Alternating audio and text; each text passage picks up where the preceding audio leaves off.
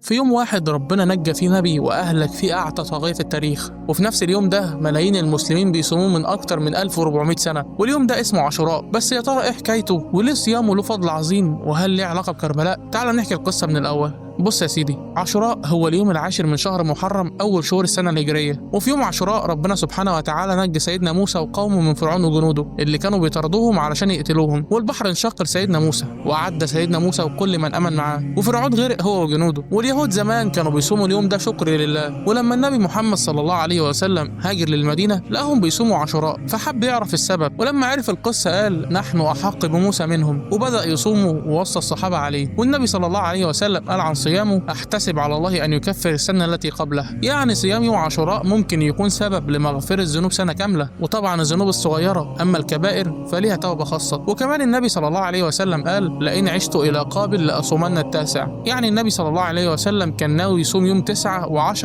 علشان نختلف عن اليهود، وعلشان كده السنه انك تصوم يوم 9 و10 او يوم 10 و11 او الثلاثه مع بعض 9 و10 و11. وفي ناس بتخلط بين عاشوراء وكربلاء، لان في يوم عاشوراء سنه 61 هجريا حصلت مأساة، استشهاد الحسين بن علي رضي الله عنه حفيد النبي صلى الله عليه وسلم على يد جيش يزيد بن معاوية في كربلاء. والحدث ده كان حزين ومؤلم جدا، بس ملوش علاقة بصيام يوم عاشوراء، لأن الصحابة والتابعين كانوا بيصوموا عاشوراء قبل كربلاء بسنين طويلة. يعني صيام يوم عاشوراء مش احتفال ولا تجاهل للحزن، هو عبادة لشكر ربنا على نصر سيدنا موسى عليه السلام. وخدها قاعدة، في أيام بسيطة لكن أجرها كبير جدا، وعاشوراء واحد منهم. وفرصة إن صيام يوم واحد بس يمسح ذنوب سنة كاملة، يعني فرصة ما ينفعش تروح من إيدك. ومن بين قصة سيدنا موسى وحزن كربلاء افتكر دايما اننا أمة عمل وعبادة وأمة وعي.